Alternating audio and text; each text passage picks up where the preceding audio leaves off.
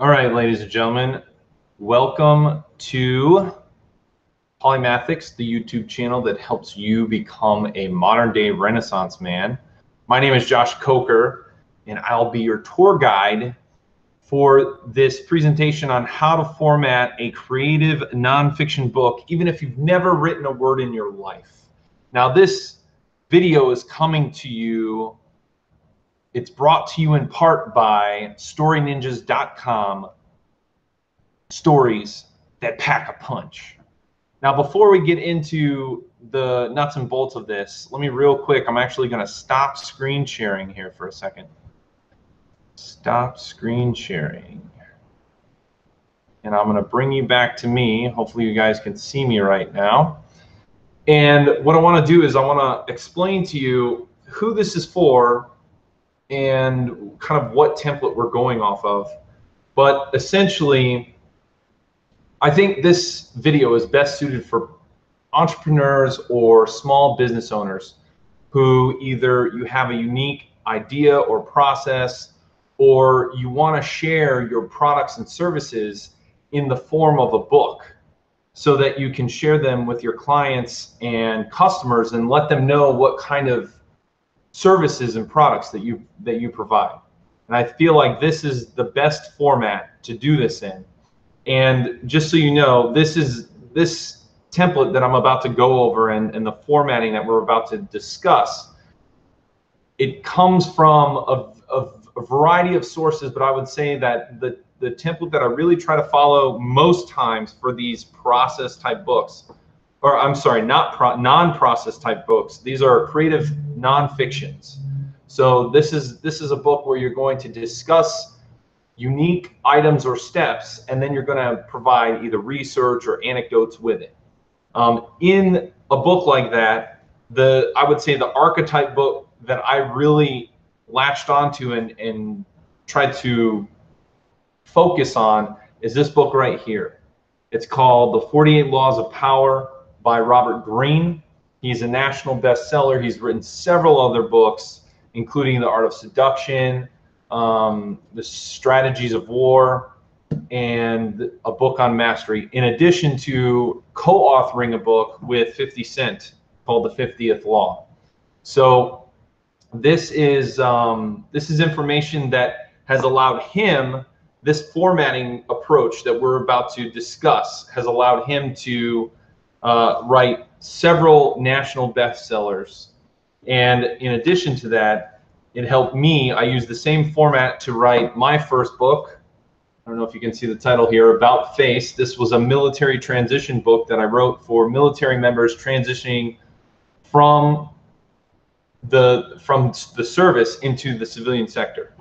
And then I also used this same approach to write one of my best books that sells the most, mythological storytelling. Okay. And in this book, I talk all about the stages of the hero's journey and how it applies to the modern monomyth. Anyways, so that's the approach that we're going to take. That's what we're looking at.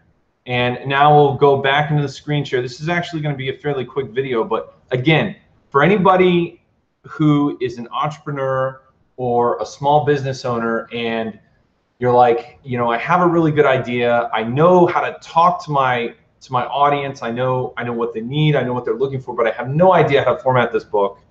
Hopefully this will give you an idea of how it works. That way you don't have to worry. The thing that I've found with most of our clients is that it's not their ability to execute.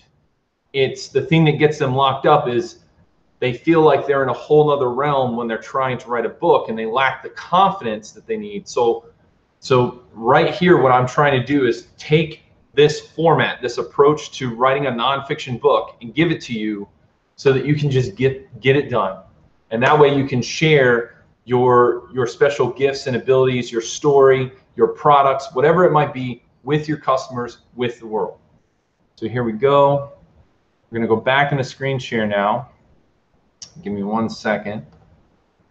All right, we got the infinity screen. And now, here we go. All right, so this is just a cheat sheet. I know normally I do slides. You guys might be familiar with that if you've watched any of my other videos. I was so excited about this that I couldn't even wait to make the slides. I just wanted to get right into it. So here we go. The first thing that you're going to want to do, and this is particularly for anybody who plans on publishing through the Amazon platform or any kind of online platform, you're going to want to have your title and subtitle, and of course I'll even put down here too, like the author's name and the editor's name. Okay, then after that you're going to want to have your copyright page. Now if you're going through a publisher and you're not going to do it yourself, then they'll take care of that. Here at Story Ninjas, that's what we do. But just in case, like you're starting from scratch, there you go. Next, you're going to want to leave a space for a table of contents. Okay, you don't have to make the table of contents yet, but just leave a page for the table of contents, and any of the items that follow this, and actually any of the items really, except for the title and subtitle, you're going to want to go here, or if you're in Word, you're going to want to go into a similar place, and you're going to want to label them as a heading, either 1, 2, or 3, or whatever. And what that's going to do is when you get into the table of contents and your book is fully fleshed out, you'll be able to just automatically insert the table of contents. Next, if you have a preface, I'm going to put that here, preface, dedication, or any acknowledgments that you want to put, that normally would come after the table of contents. And, oh, here we go. Dedication and acknowledgments, and then I have the preface. So dedication, you're usually thanking anybody who helped you get the work off the ground or get the book written. But then in the preface, you want to really address why you wrote the book. What was your reasoning behind it? It doesn't have to be very long, and to be honest, not every reader reads the preface. I would also say that in this area, you may even want to allude to, if you have a website or any kind of social media, you might want to identify it here. And I have this down here as well in the introduction, but the reason why I'm saying that in both of these areas is because on Amazon and a lot of the online platforms where you can publish your books, they usually allow readers to read the first few pages. It's normally a percentage, like it might be the first 3 or 5% of the book. That's the first few pages of the book. Sometimes it's the first chapter or so of the book. And by doing so, if you put your website or maybe a link to your products or something like that, even if the reader does not purchase your book, they may still go check out your website, or they might check out your products. So again, you could do that somewhere in the preface or the dedication if you feel like you can word it appropriately. But if not, I highly recommend you do this in the introduction. In the introduction, you're going to simply introduce yourself, explain any credentials that you might have. Maybe you're the person who created a new process, or you've patented a type of design. Whatever the case may be, this is where you put it. Maybe you're a doctor. Maybe you're a lawyer. I have clients that are both. Maybe you are a professor at a college or something, okay? So any of those things, you want to put those down, especially if they're credentials that relate to the topic that you're writing on, okay? And then again, like I said, so you want to identify any of your websites and products, just in case the reader or the customer they may not go beyond that point, but they may still be interested in what you've got.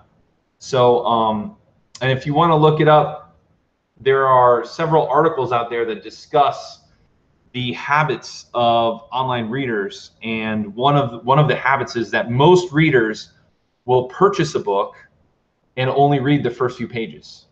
So that's why if you're using your book as a lead magnet for your business, then I would highly recommend that you have some link or call to action almost, even in the very beginning, in case they don't get to the middle or end of the book where you have where traditionally that information has been. So once you've done that, then you can go ahead and introduce the main concept of the book. And by doing this, the first thing you want to do, this is the most important thing actually, is you want to address the major problem that the book is going to fix. Most books written by entrepreneurs, by small businesses, you're gearing it for a target audience, and you're usually gearing it in order to help them fix a problem or fulfill a need, okay? Right here, this is where you have to address it. In the beginning of this video, I said that the video was mainly going to be for entrepreneurs and small business owners. And I said, this is for people who you have a great idea or you have a great product, but you don't know how to write the book, how to format the book. That's the problem. Well, this video, I hope, is the solution to get you on your way so you can start executing and it's no longer a problem. So this is the biggest piece, because if you cannot identify the problem that you're fixing, then how are people going to know why they need to buy the book? And that's why, right? If they know the problem and they know that this book is the solution, then that is why it's important. And then you can start listing off what you'll get out of the book. For example, there are a lot of marketing type of formulas that you can use in this section, and I'm not going to go into it too much, but it's sort of, I'll show you on here. It's like how to get X without Y, or how to achieve X in less than, and then you can put a number, days. Okay, so, and this is that's just two formulas that are used in marketing, but they're very good to catch readers' attention, and they also they're very good for pardon me, I just got a text, so I had to check it out. They're also very good to kind of formulate what you are, when you're drafting the book, like what are the things that your readers and your customers are going to get out of the book. That's very important. If you don't know what you're giving them, then why should they buy it? You know, and you want it here in the beginning where you're addressing the main problem so that they know what to expect out of the book. So, for example, in this, you might want to write a book like how to write a book without having to type it all. And believe it or not, there is a way to do that, and I've addressed it in some other videos. You could also say like how to get six-pack abs in less than 2 weeks, right? That would be the second example. And then even in this, the title of this video, I've used a type of formula in a sense. It's, I think I said like how to write a creative nonfiction book, even if you have no experience at all, or even if you've never written anything at all, okay? So again, you can list a couple, maybe 5 to 10 key points that you're going to address or that the reader will get out of the book. This is very important because in the beginning of the book, you're not only selling yourself and your credentials, but you're also selling the book in the sense like they have to know that they need it. And the best way is that if the book is fulfilling a need or a want, or even better, a want that is perceived as a need, okay? And then from there, once you've done this, then you're going to list then you're going to list all the main points that you're going to touch on in the book, okay? This is to just get the reader's mind prepared for how much content is in the book. Most creative nonfictions that like an entrepreneur or small business owner would use to discuss their products or their procedures or whatever, it's normally going to revolve around like 3 tips, 5 hacks, 10 major steps.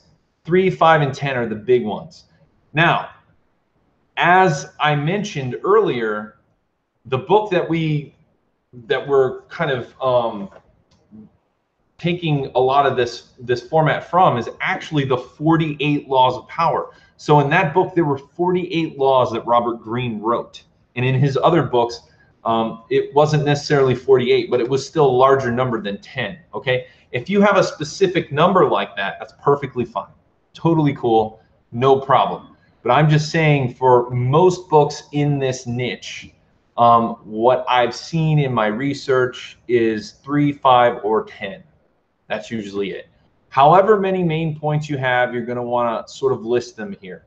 And if I'm not mistaken, so what Robert Greene does is he actually, because he has so many, he lists all of the laws in the table of contents, puts the page number, and then puts like the summary for each of those in the contents. If you have a book that is that big, that might be the way to go. And in a sense, it's very similar to listing out all the things that the reader's going to get out of the book, because they can get excited about some things.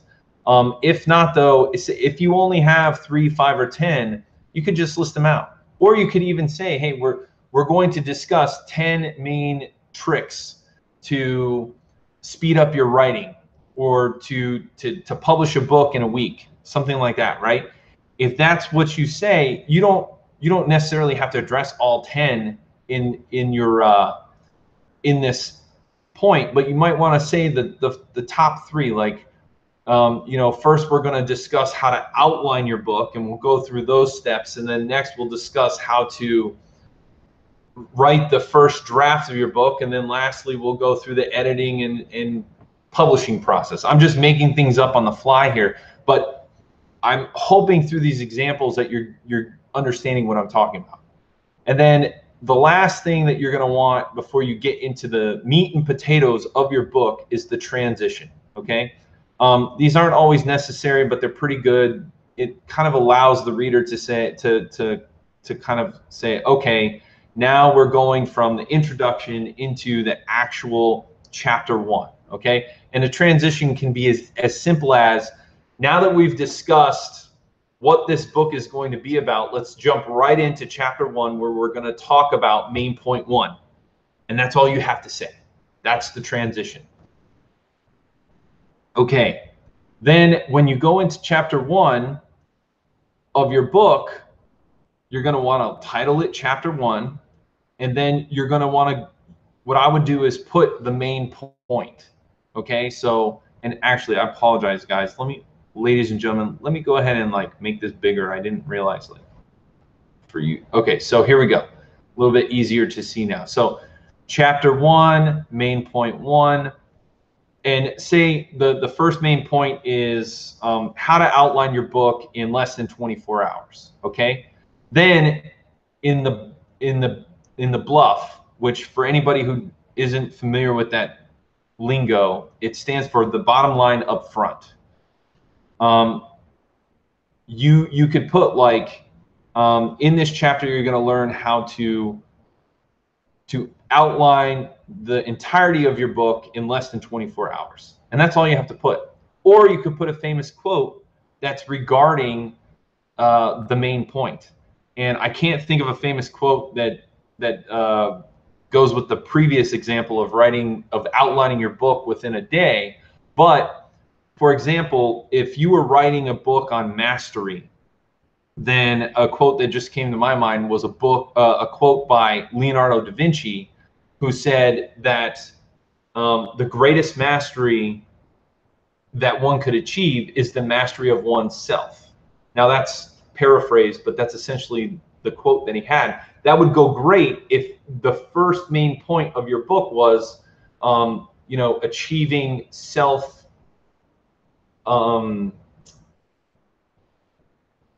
self-awareness, right? That would be a great quote to go there if that was your first main point. Again, just all hypotheticals here, trying to get the juices flowing so that whatever your ideas are, you can start writing them down. Then after that, whether you put the bluff or a famous quote, or maybe you do both, that's fine. Then you want to highlight the importance of the main point. You can do this either through research, through data, or an anecdote. So if it was research or data, you could say like, according to the National Statistics Center for Statistics and Redundancy, 5 out of 10 people like to read books 5 out of 10 times. I don't know, right? But you could start off with something powerful like that is being backed by scientific data or research, college research, something like that. Or sometimes you can start off with an anecdote. Anybody who's familiar with Tim Ferriss, he has also written several bestsellers, including The 4-Hour Workweek, The 4-Hour Body, The 4-Hour Chef, and he just recently released Tools of Titans. And in most of them, especially the first 3, he goes into personal anecdotes about something he was doing in his life that then led him to whatever the main point is. Okay, so you can take either approach, but usually this is something that's going to catch the person's attention. And then you want to give your personal opinion or your thoughts on the main point. Okay. This is, again, it's almost like a bottom line. It's like if you think that, say you're writing a book on lifting weights, and I say this because one of my favorite things is to power lift, and you are totally opposed to doing cardio, then you might say, according to the American Society of Health Societies, Situations, Associations, research shows that people who do cardio, it's bad for them, right? And then after you say that, and maybe you give a personal anecdote, then you tell your just bottom line main thoughts on it is, you know, I don't think that cardio is good for people who do powerlifting. Or maybe you take the opposite approach and you say, I think that cardio only enhances the major lifts that you do in powerlifting. Whatever the case may be, you want to put that there, and then you want to transition into how the main point fixes the main problem that you talked about, that you presented in the beginning of the book, okay? And then from there, you want to give either examples or compelling evidence that that backs up your claim about why you feel the way that you feel, and why this is the right step or the right approach to solving the problem. Okay, and again, you can use research, you can use anecdotes, you can tell a story, which is the great thing about creative nonfiction, is because in creative nonfiction you're being somewhat of a storyteller, and you're merging the creativeness of fiction with nonfiction. And again, you could even use famous quotes in there as well. In the 48 Laws of Power, Robert Greene uses several historical examples of people like Julius Caesar. He uses Napoleon Bonaparte, all kinds of different examples of people who were in high positions of power in order to demonstrate the law of power. So you could take that approach, or you could do like Tim Ferriss does in his books, and you could use a personal anecdote. You know, Tim Ferriss will talk about like I forget the specific details, but this time where he went traveling abroad in Asia, and for a whole day he ate like, I don't know, some insane amount of food. It was like, I don't know, 10,000 calories, and he's a small guy. And yet the next day he didn't gain any weight. As a matter of fact, I believe he lost weight. And that was because he was using this protocol in order to lose the weight. So again, these are just examples for whatever your book is about. You'll have to think about what are the most compelling examples and stories that you can tell to fit in there. And then lastly, you'll want to put an interpretation, which is, again, it's just another way to say the bottom line, you know. Oh, another thing before I get to the interpretation, I put in here, you want to show examples of what to do and examples of what not to do. Sometimes it's better to show what not to do because that's where people get caught up the most. And so, for example, in the 48 Laws of Power, Robert Greene, he'll have a transgression of the law section, which normally will pinpoint someone in history who was in power and screwed up. And a lot of times in his books, those people they ended up being like burned at the stake or imprisoned, right? But it's an example of what not to do.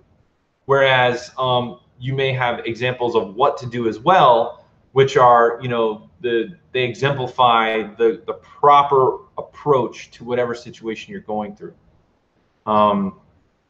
Let's see. And then the interpretation, again, it's after you've given some examples and the person should have an idea of how this actually works. You just want to explain it in layman terms. Again, it's kind of restating things, but in a very basic understanding now that the person has been given all the background information. And then lastly, this is optional, but most books do this. They give either action items, tips, or hacks. These are things that the person can apply today or within the week to help them solve their problem. These are actionable items. That's the biggest thing. Things that they can apply in their life right away. We're going out of the realm of background and history and explanation, and we're going into the realm of application and action. And these, usually when you have action items, especially if they if they're easily actionable, and if they can be implemented quickly into effect, those are the kind of books that normally add the most value to your customers and your readers. And the more value you can add to them, the more they're going to want to come back, not only read your books, but buy your products, check out your other services. So this is a really key point here, is you want to give some thought to what action items you would recommend them doing.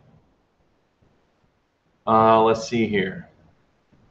And then again, during those action items, you can also remind the reader of any website, products, or services that you've created which might help them accomplish the action items. Okay? So this is very helpful if you have already created, like, say, a spreadsheet or a template that you have on your website. You could say, maybe the first step in, again, I'm just making stuff up here off the fly, in creating a workout program is to set up a day-by-day spreadsheet of what workout you're going to do. And instead of them having to start from scratch, you could say, by the way, you can come to my site where I have a pre-created template that all you have to do is plug in your name and the days that you work out, and it will generate the workout program for you. Again, just an idea. You could do the same thing in just about any field that you work in if it applies, to the process that you're creating, to the services that you have. And then lastly, what you want to do, you want to end, or almost end, basically, with reversal. The reversal is sometimes your tips and tricks, there may be some situations where there's a caveat or where they might not work the way that some people say. For example, you might have a program, an exercise program that works great for 90% of people, but it's not good for people who have heart problems, who are pregnant, who have diabetes, something like that. That's where you would want to put it. and then you would list the instances. You know, I wouldn't do more than 3. I would try to keep it down to 2, and it should be the 2 most likely instances that the reversal is applicable. And if there is no reversal, then don't put it in there. Then you want to finish up by just giving a quick summary of the main point. You don't have to go back into the examples, but it's just, you know, saying, you know, again, the first step to getting in shape is having a plan. It could be as simple as that, right? And then you may want to end with a related quote. That's optional. Ending a chapter on quotes that are memorable and by famous people or historical figures is usually a good way to let the point stick in their mind. But I'm going to put here optional. Okay, and then you're going to add another transition if applicable. You don't have to have a transition, but a transition might be something as simple as, okay, we just spoke about how to create your plan.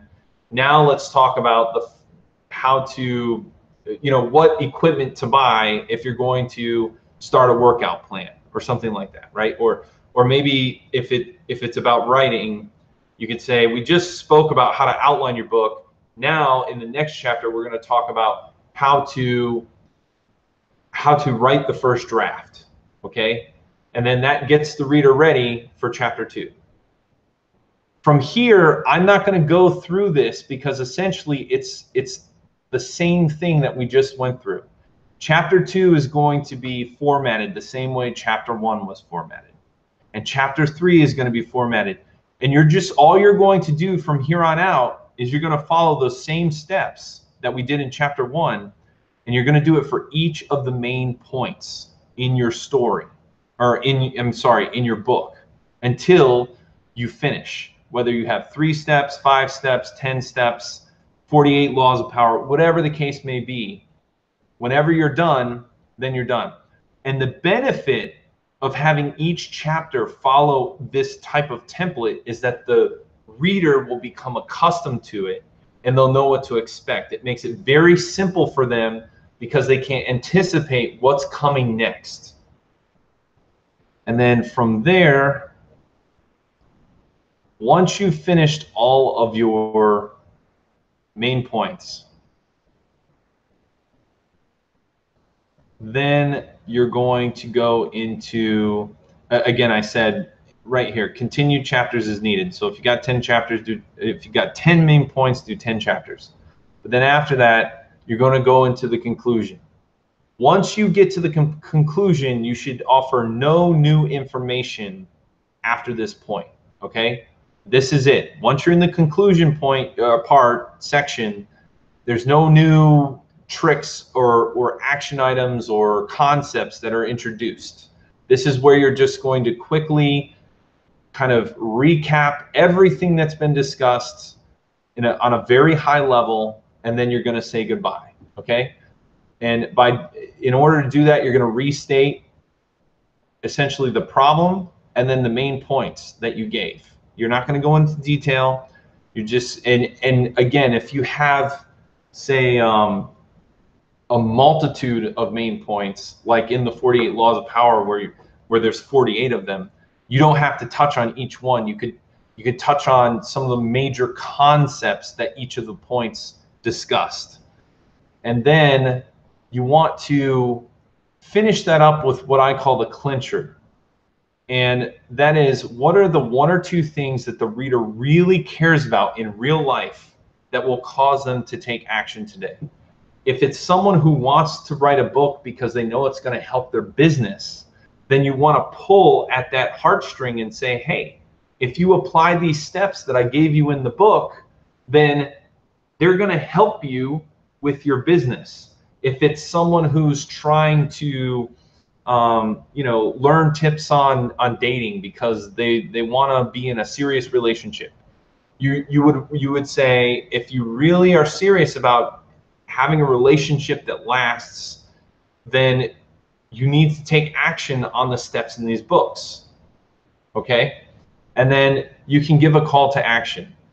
And in the call to action, this should be tabbed here. you're going to, again, remind the reader of any websites, products, services that you've created, which might help the reader accomplish these steps and get rid of the problem or solve the problem. And those could come in, again, if you're an entrepreneur or a small business, those could come in products, services. Go to your website, sign up for updates via email on any new information that's coming out in your specific field. It could be coaching or some sort of webinar or seminar that's coming up. Whatever the case may be, it's going to be specific for you, but you can address these here in the call to action. And then lastly, if you made any references, or you want to leave a reference page where the reader can go to find additional materials for example, in my book About Face, which was written for military members who are transitioning, I left a reference section that had all kinds of government links to like benefits and career advice and things like that, that was outside of the scope of my book, but I still felt was beneficial for the reader. And again, in addition to that, you can, if you got a site, use citations or something from research that you looked at. That's a place you could put it. Then you want to put about the author. This is another section that you can not only give your credentials, but you can also indicate any places that you would like the reader to find you. It could be your blog, it could be your website, it could be any of the social media platforms. If you have a physical location of your business, that's another place that you can do. And then the publisher usually will go after that. They'll have their little spiel. That's what we do here at Story Ninjas. We'll usually put something that asks the reader to review the book and check out any other products and services that we have. And then, yeah, and I've got that right here. So put that right. There we go. All right, so that is pretty much it. Hopefully this has been helpful. Like I said, usually I do PowerPoint slides, but I was just so excited about this, and I really think this is going to help people. I wanted to get the information out because I know I'm going to be busy. I'm working with several clients on different projects. So the one other thing I want to show everyone before we go is the Story Ninjas website, where I will have this posted. This if you guys want to have this cheat sheet, if anybody wants this, just go ahead, go to Story Ninjas, and for right now all you have to do is scroll down here to the subscription box and fill out this information, and in it you can either fill it out here or you can fill it out right here at the bottom. It's on every one of our pages. You can go ahead and just say, hey Josh, can you go ahead and give me the nonfiction format outline cheat sheet, and we'll go ahead and send that to you right away. Eventually what I want to do, the next step with this, and I'll create an update video, is I'm going to make this a template so that you can literally, you will have a section for title and subtitle, for the copyright, for the table of contents, and it'll have all of this stuff page by page in a template that you can just download and start plugging away. So let me go ahead and I'm going to stop my screen share here. Go back to me, hopefully. Or here I am.